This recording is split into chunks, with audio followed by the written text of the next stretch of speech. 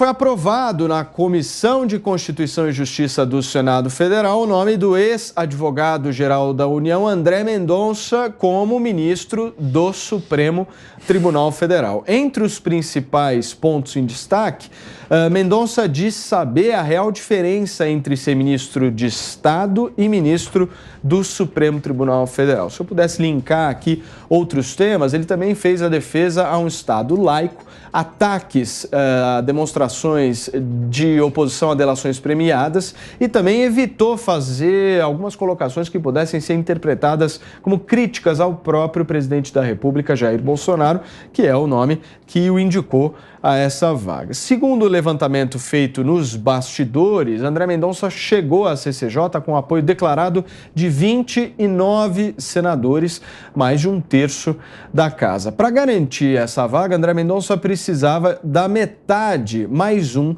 desses votos, são 41. A senadora Elisiane Gama, relatora da indicação de André Mendonça ao Supremo Tribunal Federal na Comissão de Constituição e Justiça, afirmou que o ex-advogado-geral da União cumpre os requisitos necessários para assumir essa vaga na Corte. São vários os temas para a gente debater e discutir na tarde desta quarta-feira aqui sobre essa indicação, mas eu quero o nosso time. Ótima tarde para vocês quatro. Um dia movimentado em Brasília, afinal de contas essa sabatina, como nós dissemos, começou às 10 horas da manhã, então muitos discursos, várias falas, enfim, a oposição, mas eu quero uma avaliação de cada um de vocês sobre o desempenho do André Mendonça. Eu pontuei aqui no início do programa, Constantino, que houve um trabalho forte do próprio André Mendonça, muito bem lembrado pelo nosso Jorge Serrão, de articulação. Ele foi a campo mesmo, bateu na porta de cada um dos 81 gabinetes do Senado Federal. Você acha que isso fez diferença?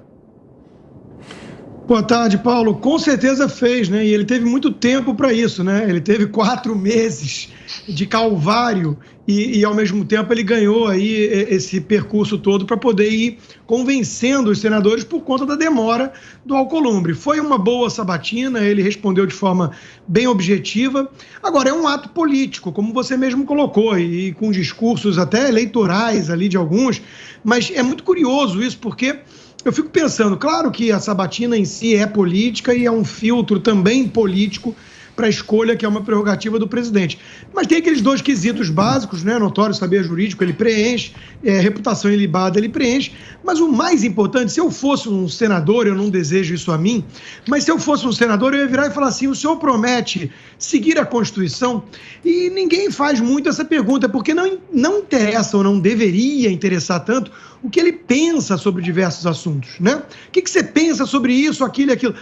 O que importa ali é o que está na Constituição, ele não está lá para legislar.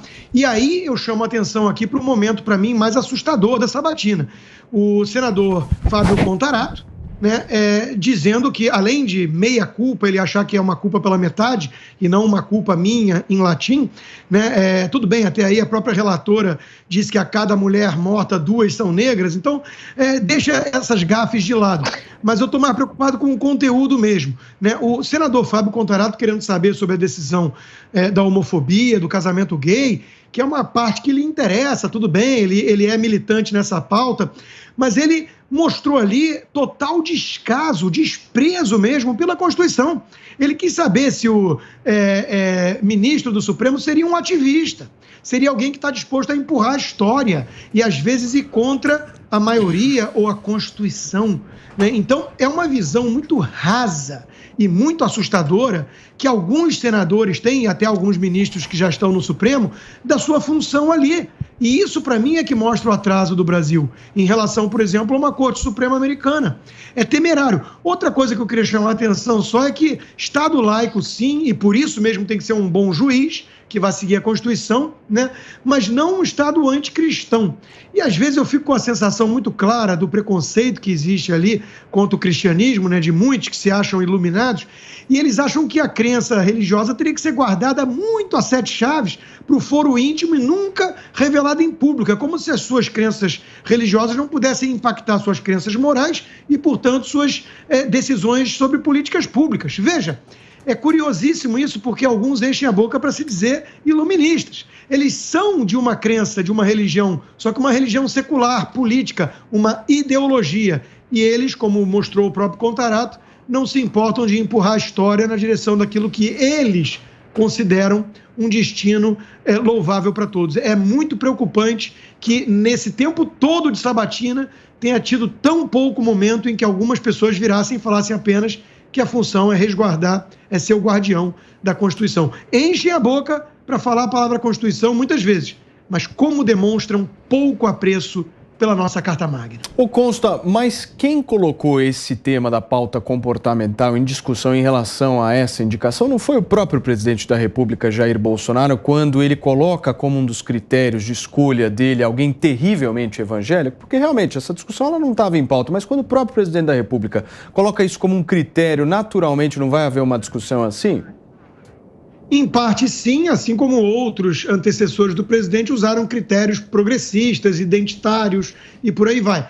É verdade. Só que o que eu imagino que o presidente tenha em foco, em mente, quando fala isso, é alguém que entenda, por ser cristão, por ser evangélico, entenda a importância da guerra cultural justamente para ser lá um obstáculo, uma barreira àqueles que querem empurrar a história. Como o ato é político, ele precisa dos votos para ser aprovado, é óbvio que ali ele fez inúmeras concessões a esse tipo de discurso. Eu espero que, uma vez lá aprovado, ele seja mais firme na defesa da Constituição e que não seja tão garantista, como andou prometendo também em relação à leniência com marginais, que a nossa Constituição permite brechas, mas que não precisaria ser um Gilmar Mendes da vida para fazer valer a Constituição, né? Nós estamos ao vivo aqui no 3 em 1 da Jovem Pan News e são 5h40. Muito bem, nós vamos seguindo aqui com a nossa discussão justamente sobre essa aprovação do agora futuro ministro do Supremo Tribunal Federal, André Mendonça, na Comissão de Constituição e Justiça. E eu quero saber do nosso Piperno justamente essa discussão. Quem é que politizou essa indicação? Quem é que realmente colocou essa pauta comportamental em destaque? Foi a oposição ou o presidente da República? Paulo, toda indicação para o STF, historicamente, é sim uma indicação política, né? Sempre foi politizado isso. A diferença agora é que, além da politização, também entraram na agenda de debates, questões comportamentais. Então, é lícito e é necessário que os parlamentares perguntem, questionem aí o indicado sobre suas opiniões a respeito de diversos temas. E você pega, por exemplo, indicações para a Suprema Corte Americana, isso é mais do que tradicional esperado. Você fica sabendo se o indicado ele é contra ou a favor de, enfim, se ele é contra ou a favor, por exemplo, a liberação de maconha, casamento entre pessoas do mesmo sexo, questões aí sobre religião.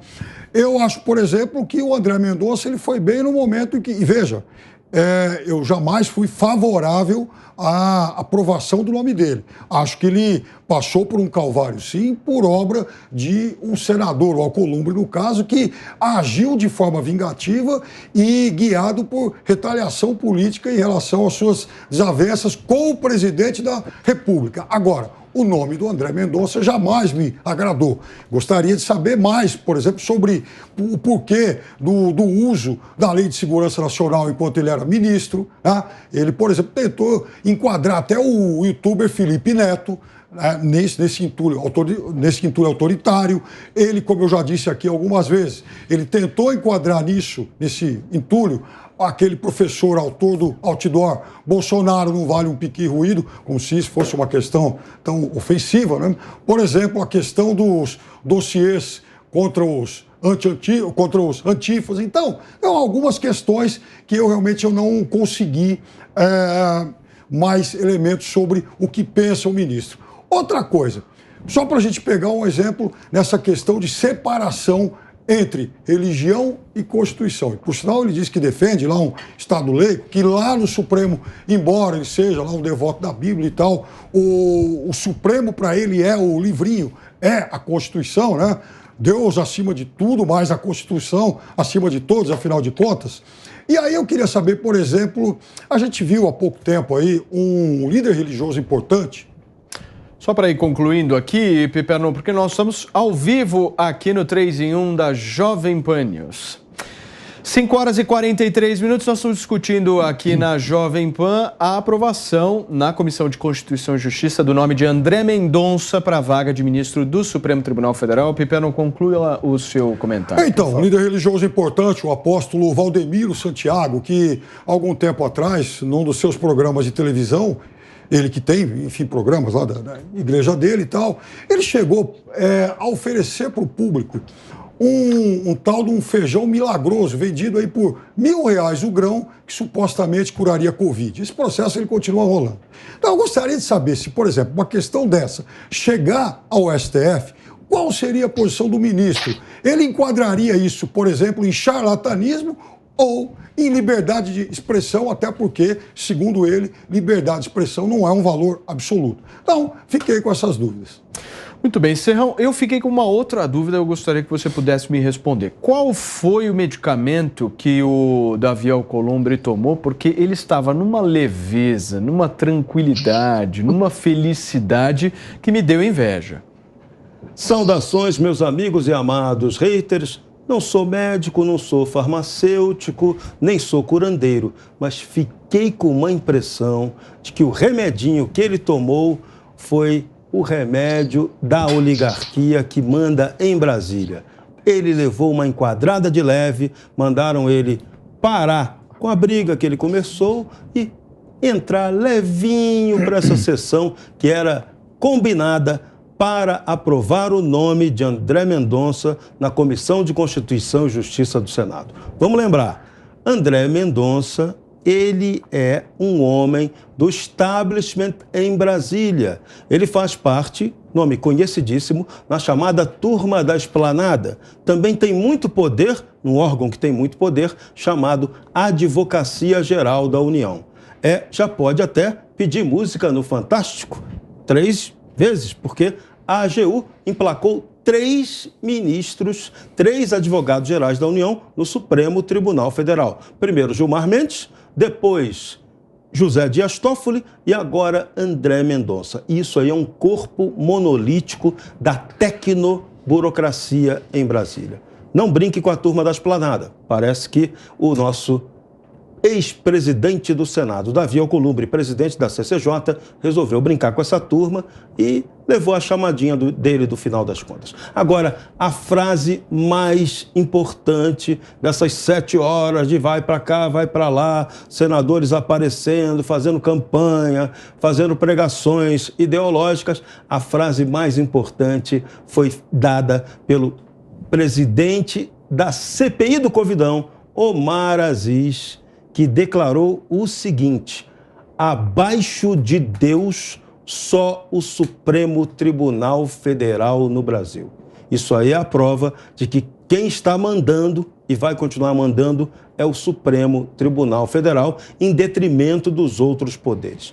Isso é grave, isso não é bom. E André Mendonça agora faz parte ilustre desse time. O presidente Bolsonaro colocou ele lá, até com a ironia de que André Mendonça, antes de abrir cada sessão do Supremo, vai fazer uma oração. No sentido que Bolsonaro disse, de que a oração é para desdemonizar o Supremo Tribunal Federal. Ironias à parte, a oração pode ser que não funcione. O que nós precisamos no Brasil é respeito ao espírito do direito e da liberdade. E a gente espera que André Mendonça seja um que colabore para que esse espírito volte a reinar no Supremo Tribunal Federal, que é uma instituição importantíssima. Federal, ouvimos o Pipeno, o Serrão, o Constantino. E agora chegou a hora de ouvi-la, a nossa Bruna Torlai, mas eu vou esperar justamente a gente voltar também para a rádio para que todos possam ouvir o comentário da nossa Bruna. 5 horas e 51 minutos, nós estamos ao vivo aqui na Jovem Pan News, sejam todos muito bem-vindos. Bruna Torlai, ficou faltando o seu comentário justamente sobre essa aprovação, uma aprovação aí representativa, eu quero o seu destaque. Bom, em primeiro lugar, boa tarde, Paulo e os demais. Em primeiro lugar, o André Mendonça foi muito questionado sobre o uso da Lei de Segurança Nacional, né? Então, se o Piperno ficou com dúvidas, eu aconselho que ele reveja a sabatina, porque ele foi muito questionado. E ele disse inúmeras vezes que ele o fez porque o seu cargo o exigia, de modo que ele demonstrou ali uma atitude legalista, né? Como dizendo, naquele momento eu estava numa posição que eu era obrigado a corresponder a todos os pedidos do presidente quando ele se sentiu ofendido. E ele deixou muito claro que foi isso inúmeras vezes. O Constantino traz um ponto importante, que é o fato de ali se discutir muito pouco sobre a função real de um ministro do Supremo. Inclusive, a gente teve a fala da Simone Tebet fazendo uma defesa veemente do neoconstitucionalismo, ou seja, do fato de que cabe sim ao Supremo avançar em cima dos outros poderes, porque o Supremo não pode se omitir diante de uma anomia inconstitucional. E, por outro lado, nós tivemos também por parte do senador Oriovisto, do senador Marcos Rogério, do senador Jorginho Melo, algumas importantes falas sobre o ativismo judicial. Girão também tocou nesse assunto. E em todas as vezes que o tema do ativismo judicial, como o Fabiano Contarato e a Simone Tebet se colocaram a favor e outros contrários, todas as vezes que esse tema veio à tona, o André Mendonça se colocou contrário, né? Ele disse que entende que o ministro do Supremo Tribunal Federal tem de ter uma atuação discreta e que não cabe, né, a essa instituição avançar sobre o legislativo. Então, pelo menos nesse ponto, quanto ao ativismo judicial, ele se posicionou, né?